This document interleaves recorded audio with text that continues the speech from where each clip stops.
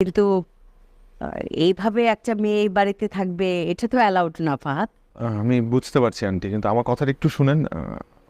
ও আমার আমার বন্ধুর মতো, মানে ছোটবেলা থেকে আমরা একসাথে বড় হয়েছি।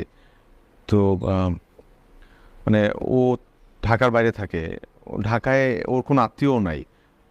তো একটা মেয়ে মানুষ একা একটা হোটেলেও গিয়ে উঠবে, এর জন্য চিন্তা করতেছিলাম এখানে নিয়ে আসি। আর আপনাদের কথাও বলছি যে আপনারা খুব ভালো, আপনাদেরকে বললে। না, সেটা দেখতে ভালো লাগবে না, কিন্তু এটাও তো দেখতে ভালো লাগবে না। তুমি একজন আনম্যারিড ছেলে আর একটা মেয়ে কিভাবে এখানে থাকে? আন্টি আমি পাশের আহ, মানে আন্টি, আপনি ওর মায়ের মতো, খুবই স্বাভাবিক আপনি সচেতনভাবে এমন কথাই বলবেন। অবিবাহিতভাবে একটা ছেলে একটা মেয়ে যদি পাশাপাশি থাকে, মানুষজন তখন প্রশ্ন তুলবেই, কথা বলবেই। আন্টি, আমি না হয় আপনার প্রশ্নের উত্তর দিই।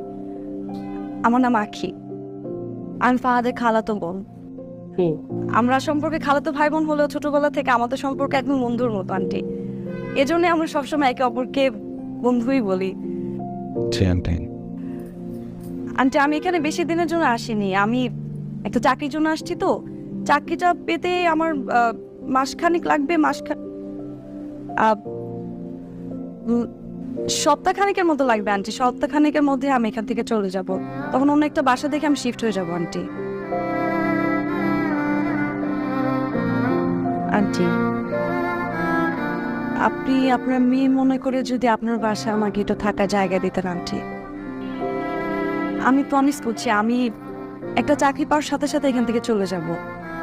আর যদি কোনোভাবে আপনার মনে হয় উল্টাপাল্টা কিছু, তাহলে আমি সাথে সাথে এখান থেকে চলে যাবো আন্টি। এই যে আমি প্রমিস করছি। আমি মেয়ের মতো বলেছো, থাকতে তো দিতেই হবে। থাকো। জি আন্টি।